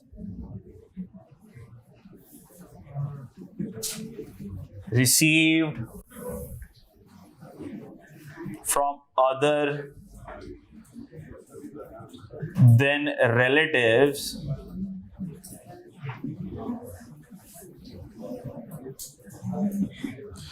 will be chargeable to tax under income from other sources.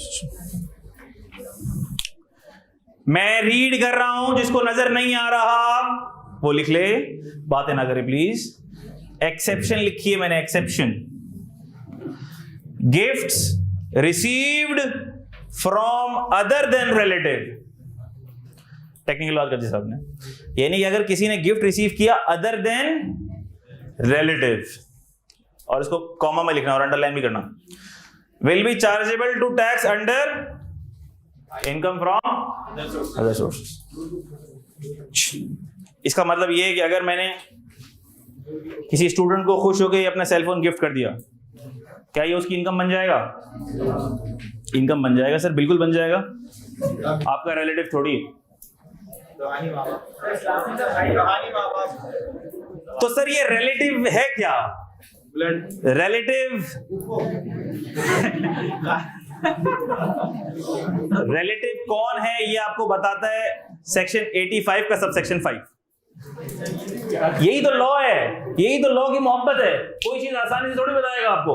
बोलेगा इस शेड्यूल में जाओ, इस चैप्टर में जाओ, इस पार्ट में जाओ, इस क्लॉज में जाओ, तो आपको पता लगेगा क्या है। मेहनत करवाता है। तो सर लॉ पढ़ना विद एक्टिविटी है without activity? Obviously it's a very heavy activity. अच्छा भाई, रिलेटिव की डेफिनेशन भी हम कब पढ़ेंगे? जब हम इनकम फ्रॉम अदर सोर्सेस पढ़ेंगे। ये भी सेक्शन कौन सा ही चलेगा? सेक्शन 39। ठीक है बेटा, सेक्शन 39 में देखेंगे हम, क्योंकि गिफ्ट्स को ना, गिफ्ट्स को, अब देखो मेरी बात सुनो, जितने शातिर लोग तुम लोग हो, तुमको बोल दिया जाए गिफ्ट, गिफ्ट एग्जेम्प्ट है, ठीक है, मुझे पता लग जाए गिफ्ट एग्जेम्प्ट है, मैं वही सीन करूंगा कि ये स्पोर्टेज आ गई 56 लाख, मुनीर साहब कहां से आई? गिफ्ट। पहले आपको ऐसे दोस्त मिलते थे जो 56 लाख का लोन दे देते थे, अब आपको ऐसे दोस्त मिल गए जो 56 लाख का गिफ्ट दे देते हैं। ये कहां पाएगा? ऐसी मखलूक पाई कहां जाती है? ने बोला ये हमारे अंकल ने, इन्होंने गिफ्ट दिए। अंकल आपको इतने पैसे कहां से? इनसे गिफ्ट लिए। आप, इन्होंने गिफ्ट दिए, और आपके पास, आपको तो पता ही है, थोड़ी देर पहले तो बताया था जमीन है। तो गिफ्ट के साथ भी वही सीन है। तो लोगों ने गिफ्ट को भी क्या किया? बहुत मिसयूज किया। जैसे ही गिफ्ट को मिसयूज किया, लॉ आ गया। ठीक है भाई। अच्छा, अभी ये पूरा लॉ लिखा भी नहीं है मैंने। जितनी अभी आप जितना मेंटल लेवल बढ़ता जाएगा, मैं उतना डोज देते जाऊंगा। अभी तो मैंने पूरा लॉ लिखा भी नहीं है। पूरा लॉ लिखता तो इसमें एक और बात भी थी। मिसाल के तौर पर, बाप बेटे को गिफ्ट दे रहा है, क्या होना चाहिए? गिफ्ट फ्रॉम रिलेटिव होना चाहिए। नहीं है, गिफ्ट फ्रॉम रिलेटिव ही है, गिफ्ट फ्रॉम रिलेटिव ही है। अभी रिलेटिव की डेफिनेशन मैंने आपको नहीं बताई, लेकिन रिलेटिव की डेफिनेशन बहुत वसी है, और कम से कम उसमें बाप तो आएगा ही यार। ठीक है, बहुत वसी डेफिनेशन है, बहुत ब्रॉड डेफिनेशन है रिलेटिव की। लेकिन मेरी बात सुनो, जब हम सेक्शन पढ़ेंगे ना, तो इसमें भी एक टेक्निकल नुक्ता है। ये भाई क्वालिफाई कर गया, आपने कैफ क्वालिफाई कर लिया इंशाल्लाह। अब्बा को बताया, अब्बा मेरा रिजल्ट आया, कैफ क्वालिफाई हो गया। अब्बा ने बोला Samsung fold 3।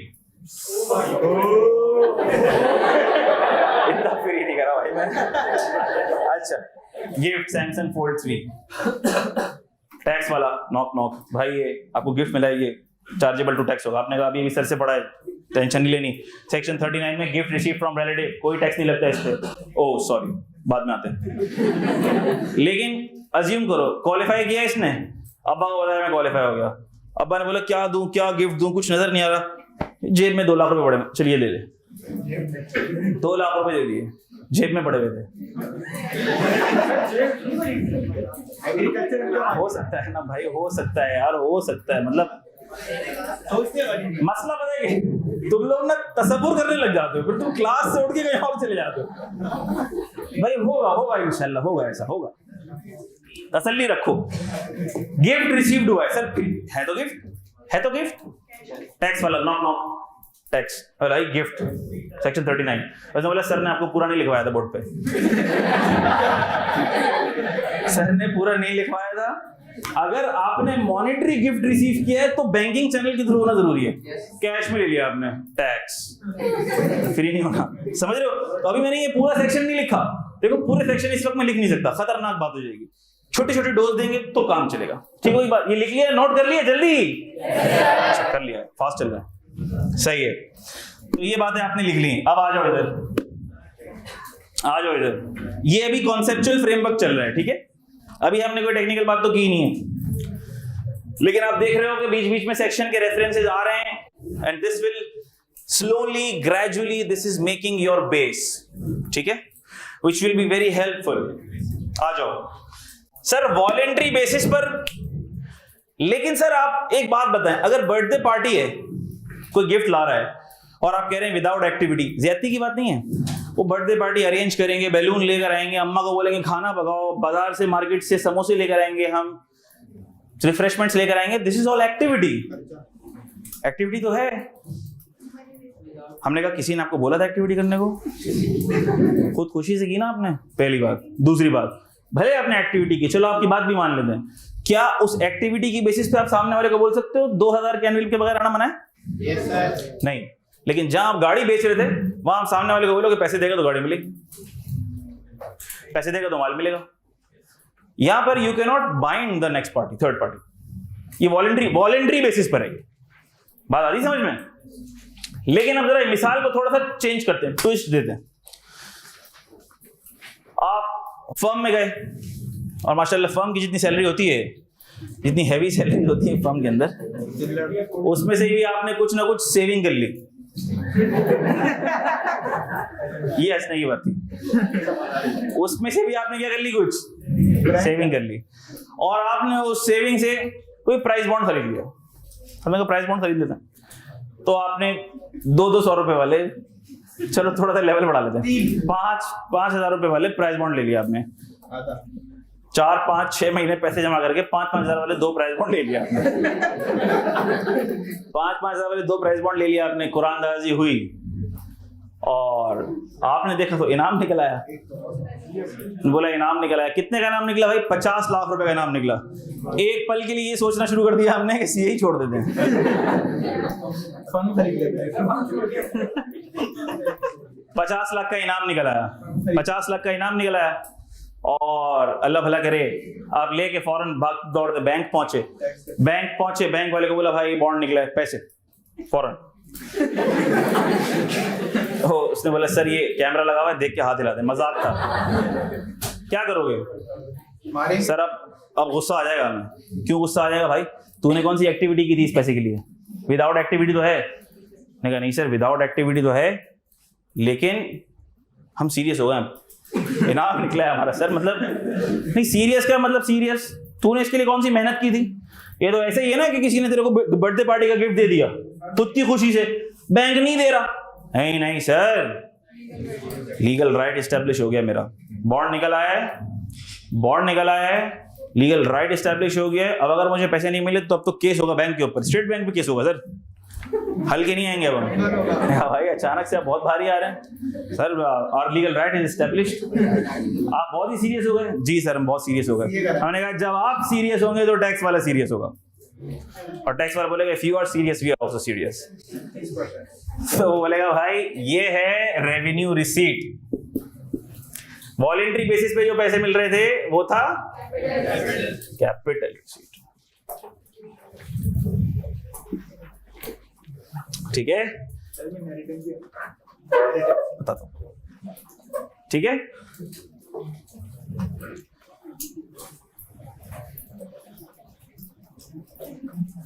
publicly announced promotional schemes by a third party. Prize bonds या publicly announced scheme, promotional schemes by a third party. ठीक है, these are the examples. ठीक है, इसमें मैं आम तौर पे मिसाल देता हूं कि मिसाल के तौर पर जीतो पाकिस्तान का सेट लगा हुआ है, और जीतो पाकिस्तान पर फहाद मुस्तफा कभी बाइक बांट रहा है, कभी गाड़ी बांट रहा है, कभी प्लेन बांट रहा है। तो आपने कहा यार चलो चलते हैं बहती गंगा में हाथ धोते हैं, और आपने सुरीला सा गाना सुना दिया उसको। उसने कहा ठीक है आपका गाना इतना अच्छा था कि ये बाइक आपकी हुई, ये बाइक की चाबी आपकी, दोस्त की बाइक, ये बाइक की चाबी, ये बाइक आपको गिफ्ट मिल गई। जैसे ही बाइक मिल गई, शूट वूट हो गया, प्रोग्राम खत्म हो गया। सर प्रोग्राम खत्म हुआ, बाइक घर ले जाने लगा, गार्ड ने रोक लिया। बोला भाई क्या हो गया, बाइक कहां से लेके जा रहे हो? बोला भाई मैं बाइक जीता हूं। मतलब कैसे जीते हो भाई, ये तो मजाक चल रहा था, टीवी पे दिखाने के लिए था, खाली हमने अनाउंस किया था, कोई सीरियस नहीं हो ना आप। बोला कैसे सीरियस नहीं होंगे भाई, पब्लिकली अनाउंस स्कीम टीवी पर आ रहा है, ऐसे कैसे हम सीरियस नहीं होंगे? हम तो सीरियस होंगे। और legal right is established, TV पे सबके सामने, पूरी दुनिया के सामने कहा है बाइक हमारी हुई तो हमारी हुई, हम सीरियस हो गए। मैंने कहा आप सीरियस तो टैक्स वाला सीरियस। चलेगा, अब आप ये जो बाइक लेके जाएंगे इस पे क्या देंगे आप? टैक्स देंगे। है तो मिल तो ये भी एक तरह का गिफ्ट की तरह ही मिल रहा है ना, कुछ किया तो नहीं है आपने, मौसीकी के जौहर तो दिखाए ना, वो तो आप ऐसे भी चलते फिरते गुनगुनाते रहते हो, कोई लिफ्ट कराता है? तो हमने कहा सर जहां हम सीरियस होंगे, जहां लीगल राइट एस्टेब्लिश होगा, जहां लीगल राइट एस्टेब्लिश होगा वहां पर क्या होगा, टैक्स लगेगा, ये रेवेन्यू रिसीट हो जाएगी, ठीक है। और प्राइजेज एंड विनिंग्स के ऊपर टैक्स लगता है बेटा 20%, ठीक है। तो सर ये कैसे लगेगा, कौन लेगा, कौन लेगा, बाइक हम ले जा रहे हैं, वो बाइक आपको ले जाने नहीं देंगे जब तक आप क्या नहीं पे करोगे, टैक्स पे नहीं करोगे। बात समझ आती है? तो सर टैक्स देना पड़ेगा, टैक्स देंगे तो फिर ये। इसी तरह मिसाल के तौर पर आप लोग पेट्रोल पंप पे पेट्रोल भरवाने के लिए जाते हैं, कभी ऐसा हुआ है स्क्रैच कार्ड दिया हो पीएसओ वालों ने, हुआ है कभी किसी के साथ? नहीं सर, वो फ्री आते थे। किसी को स्क्रैच कार्ड मिला है? स्कीम चलती रहती है ना, स्क्रैच करो इनाम पाओ, स्क्रैच करो इनाम पाओ। पेट्रोल में पैसे चोरी करते हैं, बस स्क्रैच कार्ड का देते। जब हम छोटे थे ना तो ब्रेड में से निकलते थे BMX की साइकिल के कूपन, स्क्रैच करें साइकिल का इनाम पाए। ऐसी प्रमोशन स्कीम पीएसओ वाले भी अनाउंस करते हैं, किसी का आज तक गिफ्ट निकलता नहीं है, वो अलग बात है, ठीक है। लेकिन अगर किसी का निकल जाए तो क्या करोगे? सर फिर हम सीरियस हो जाएंगे, फिर तो पीएसओ के हेड ऑफिस पहुंच के धरना दे देंगे, लाओ निकालो गिफ्ट, हमारा लीगल राइट है, ठीक है। तो ठीक है, अगर आपको लीगल राइट है और आपको गिफ्ट मिल रहा है तो उसकी वैल्यू के ऊपर फिर टैक्स भी आपको गवर्नमेंट को पे करना पड़ेगा, और ये आपकी इनकम ट्रीट होगा। बात आती समझ में? क्योंकि जब मैं इसको रेवेन्यू रिसीट बोल दूंगा तो क्या हो गया, ये इनकम। जब इनकम हो गया तो क्या लग जाएगा इस पे, टैक्स। बोलो बच्चा। आ रहा हूं, उसी पे आ रहा हूं। जिस तरह सबकी एक्सेप्शंस हैं, इसकी भी एक्सेप्शंस आएंगी, टेंशन नॉट। ठीक है बेटा, यहां तक क्लियर है? क्लियर है सबको? अच्छा, इसकी भी एक्सेप्शंस हैं, आ जाओ।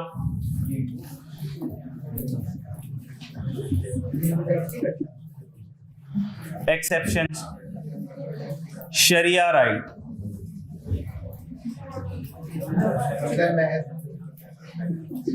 ठीक है बेटा। इसकी एक्सेप्शन क्या है? Sharia right, where sharia right is established. जैसे कि इनहेरिटेंस, ठीक है, इनहेरिटेंस हो गया, हक महर हो गया, ठीक है। ये दोनों के दोनों शरिया राइट के तहत एस्टैब्लिश होती है अमाउंट्स, और जो शरिया राइट के तहत अमाउंट्स एस्टैब्लिश होती हैं वो रेवेन्यू रिसीट की कैटेगरी में नहीं आती।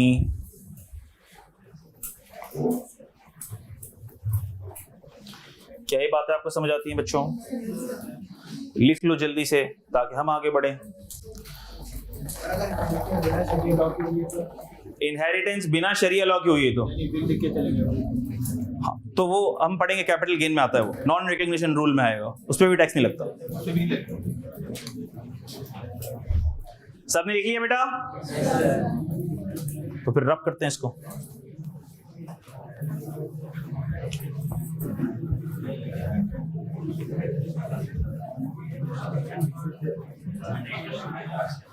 भाई काफी सारी बातें बेटा हमने आज की, और ये सारी के सारी बातें करने के बाद हमारा असल मकसद क्या था?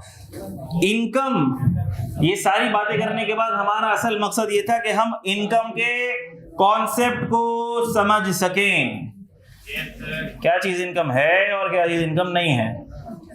तो सर क्या उस कॉन्सेप्ट को समझने के बाद क्या अब हम लॉ की इनकम की डेफिनेशन को समझने के काबिल हो पाए हैं?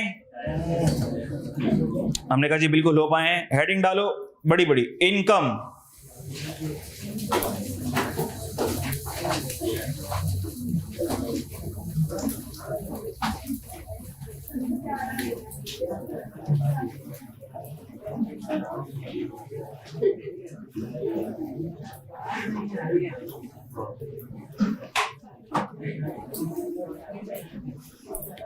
अच्छा, उससे भी पहले एक छोटी सी बात बता दूं मैं।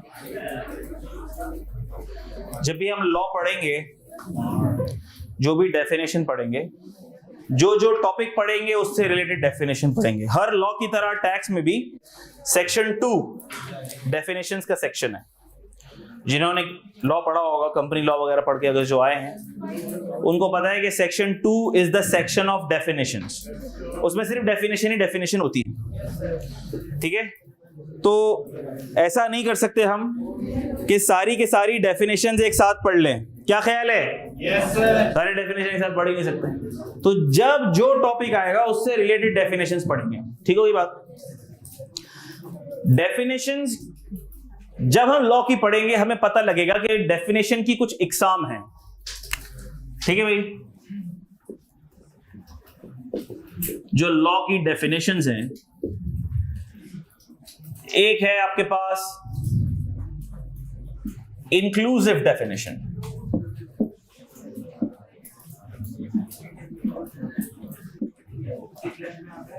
इंक्लूसिव डेफिनेशन एक कहलाती है एक्सक्लूसिव डेफिनेशन।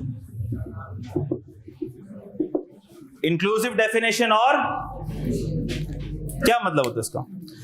जब भी हम कहेंगे ना इंक्लूसिव डेफिनेशन, इसका मतलब होगा कि ये स्टार्ट होगी वर्ड इंक्लूड्स से। स्टार्ट विथ वर्ड इंक्लूड्स, और इसमें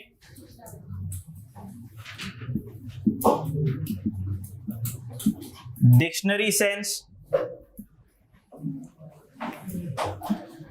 लॉजिकल, कॉमन सेंस या जो कमर्शियल अंडरस्टैंडिंग है वो एप्लीकेबल होगी।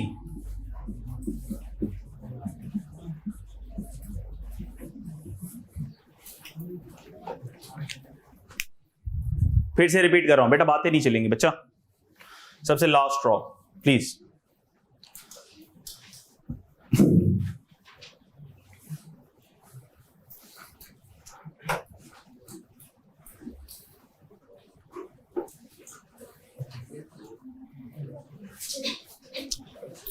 क्या मतलब हुआ इसका? इसका मतलब ये हुआ कि ये डेफिनेशन स्टार्ट होगी इंक्लूड से, और जो भी हमारा डिक्शनरी सेंस है, कॉमन सेंस है, लॉजिकल अंडरस्टैंडिंग है, कमर्शियल सेंस है, वो एप्लीकेबल होगी। वो एप्लीकेबल तो होगी ही होगी, और लॉ कहता है कि वो तो एप्लीकेबल है ही है, हम कह रहे हैं इसको भी इंक्लूड करो, तो करो। ये भी इनकम है, बदमाशी हमारी।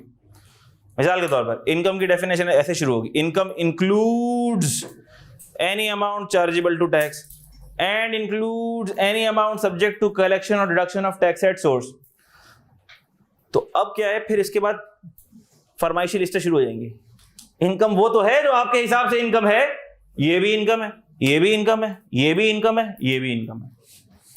बात आती समझ में? यानी कि जो लॉजिकल अंडरस्टैंडिंग है, डिक्शनरी सेंस है, वो तो इनकम है ही है, ये चीजें भी इनकम है। ये है इंक्लूसिव डेफिनेशन। अभी हम देखेंगे इसको तो और क्लियर हो जाएगा। एक्सक्लूसिव डेफिनेशन किसको बोलते हैं? ये स्टार्ट होती है, स्टार्ट विथ वर्ड मीन्स,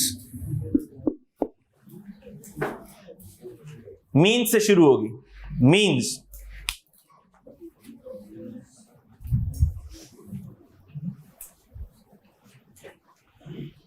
ठीक है बेटा?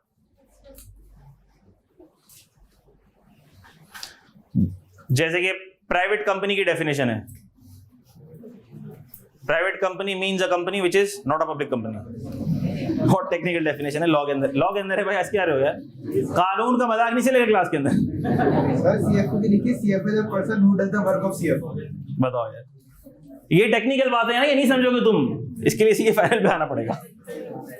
ठीक है भाई? तो जब भी लॉ ऐसी बात कर दे मीन्स, तो लॉ कह रहा है कि भाई इसका यही मतलब है जो हम बता रहे हैं। अब तुम अगर कंपनी लॉ का कोई अंडरस्टैंडिंग या कोई कॉमन सेंस लेकर आ रहे हो तो वो यहां पे नल एंड वॉइड है। क्या बात समझ आती है? चलो, तो ये बात भी एज इट इज लिख लो, यहां पर लिख लेना नॉट एप्लीकेबल। यहां पर एज इट इज ये बात लिखो, और क्या लिख दोगे यहां पे? Not applicable. कुछ डेफिनेशंस ऐसी होती हैं जो मिक्स होती हैं, दोनों का मिक्सअप होती हैं, मर्जर होती हैं। मीन्स से स्टार्ट होती है, साथ में इंक्लूड भी आ जाता है, तो उसको आमतौर पर हाइब्रिड डेफिनेशन बोल सकते हैं। ठीक है बेटा,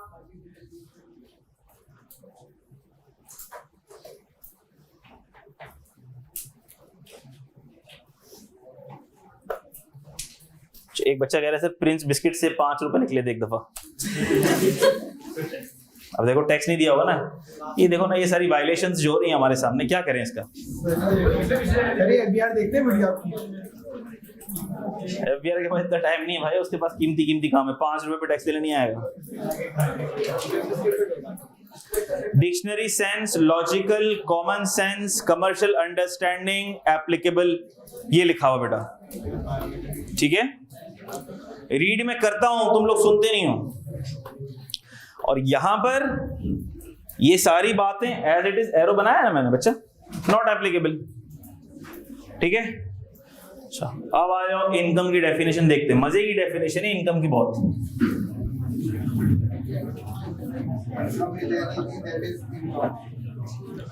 नहीं अब ऐसे नहीं चलना भाई।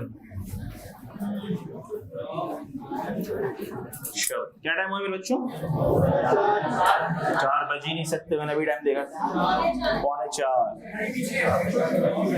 नहीं बेटा, इनकम की डेफिनेशन हम शुरू करेंगे बेटा। बात सुन लो बेटा, बात सुन लो, मेरी बात सुन लो, मेरी बात सुन लो। मैं तो कर दूंगा ऑफ, लेकिन जब पेपर से पहले हफ्ते में 6-7 क्लासें रखूंगा तो चीखें तुम लोगों की ही निकलेंगी बेटा। बात आती समझ में? अच्छा मेरी बात सुनना, समझना। हर बच्चा सर कोर्स कब खत्म होगा, कोर्स कब खत्म होगा। एक तो पूछते ऐसे हैं जैसे कोर्स खत्म होगा तो टॉप कर लेंगे। ठीक है, तो ये बात मैं बता दूं कि टीचर के लिए कोर्स खत्म कराना बाएं हाथ का खेल है। कब खत्म होगा, क्या खत्म होगा पता भी नहीं चलेगा, खत्म हो जाएगा। और वैसे आईकेएम बोलता है 120 घंटे का कोर्स है, क्या ख्याल है? लेकिन हमें पता है कि ये कोर्स 120 घंटे का नहीं है। पहले ही बच्चे को समझाने के चक्कर में 160-170 घंटे लग जाते थे। अब तो बच्चा भी वो आ रहा है जिसको अकाउंटिंग जिसने पढ़ी भी नहीं है। पहले तो जब बिजनेस इनकम पढ़ाता था मैं, तो बिजनेस इनकम में काफी सारी चीजें कोरिलेट होती थी। अब ये एंट्री, अकाउंटिंग एंट्री, अब किसी को नहीं आती तो मुझे उसको थोड़ा सा रुक के एक्सप्लेन करना पड़ रहा है। ठीक है, तो कोई चीज आपने लाइटली नहीं लेनी। अब टैक्स का सब्जेक्ट होता क्या है, बच्चे को समझ आता है? अल्हम्दुलिल्लाह आएगा इंशाल्लाह, और अल्लाह की जात से मुझे पूरी उम्मीद है कोई चीज ऐसी नहीं होगी जो आपको समझ नहीं आएगी। जब समझ आना शुरू हो जाएगी ना, बच्चे इसको लाइट लेना शुरू कर देंगे। ये तो आसान है, सर की क्लास लेंगे, जाएंगे क्लास लेंगे, समझेंगे, बेहतरीन हो गया। यही धोखा है। अगर आपने साथ साथ घर पे तैयारी नहीं की, यही धोखा है। थोड़े अरसे बाद सारे कॉन्सेप्ट्स ऐसे हौच पौच होंगे ना, फिर आपको पता लगेगा कि टैक्स है क्या मखलूक। जितना बड़ा कोर्स है ना टैक्स का, लग पता जाएगा आपको। इसीलिए हम स्टार्ट से इस सब्जेक्ट को लाइट लेने का तसव्वुर भी नहीं कर सकते। और जैसे कि मैंने आपको बताया कि अब रिजल्ट के बाद आप लोगों के टैक्स ड्रॉप करने का चांस ही नहीं है। इंशाल्लाह तो हम अपनी स्पीड को किसी तौर पर कम नहीं करेंगे। देखो मैंने 3-3 घंटे वाली क्लासेस भी रखी थी पिछले बैच में। इस दफा आपको 3 घंटे वाली क्लास नहीं मिलेगी, मैक्सिमम मिलेगी तो 2 घंटे 55 मिनट ही मिलेगी। लेकिन ताकि थोड़ा सा रिलीफ मिले आप लोगों को। देखो रिलीफ 5 मिनट का रिलीफ इज रिलीफ भाई। 5 मिनट करो, पूरे 6 महीने के करो, मिलाओ, ऐड करो। ठीक है, तो इसीलिए मैं रिक्वेस्ट ये करूंगा कि कम से कम 2 घंटे की क्लास में तो मुझे कोई ये ना कहे ऑफ, कोई ना कहे। हाँ किसी को जाना है, किसी को जल्दी है, यू मे प्लीज लीव, आप जा सकते हैं। और जो चीज आपके मिस होती है आप लोग रिकॉर्डिंग में देख लें, खत्म बात, दैट्स इट। ठीक है बच्चा, तो जो पढ़ना चाहता है उसको पढ़ने दो, उसको डिस्टर्ब ना करो। इनकम की हेडिंग डालो जल्दी से, income.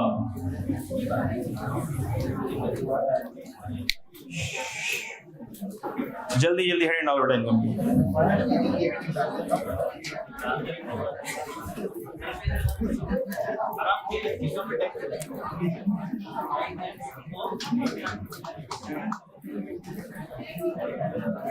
Income includes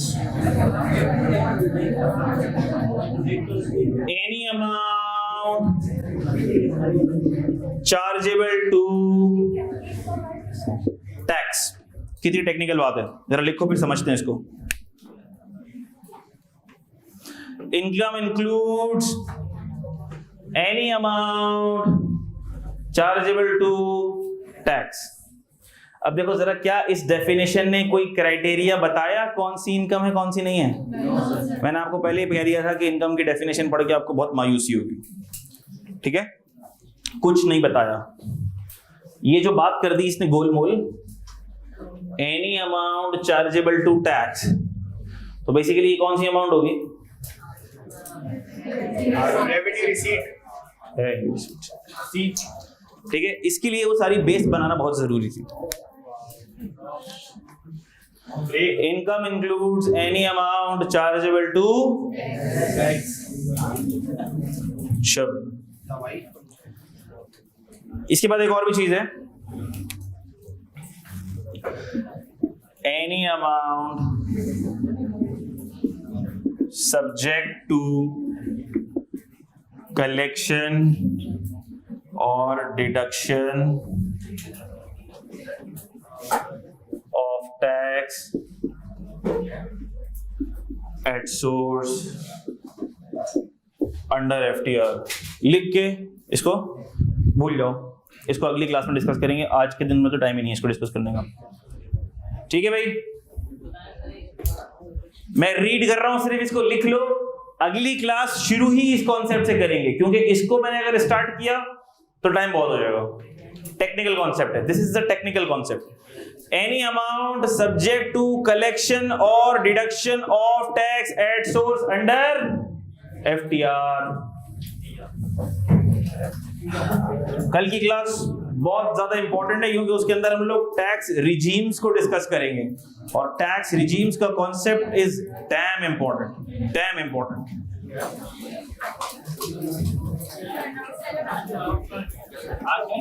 hand out लेके जाना जिसके पास नहीं है, कोई उठेगा नहीं. एनी अमाउंट लिखो, ट्रीटेड एज इनकम. मैंने कहा था ये वाला पॉइंट डिस्कस नहीं कर सकता, अगला तो कर सकता हूं, तो छोटा था. जल्दी से लिखो, any amount treated as income. ये तो हमने पढ़ा हुआ है.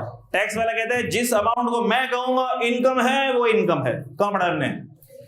अभी तो पढ़ा था हमने कैपिटल रिसीट के अंदर. Capital receipt is not income unless specifically taxed as deemed income. तो ये वही तो बात है, ट्रीटेड इनकम, जिसकी कौन सी एग्जांपल ली थी हमने? 2 एग्जांपल ली थी. लोन रिसीव्ड इन कैश, दूसरा सिक्योरिटी डिपॉजिट. ठीक है,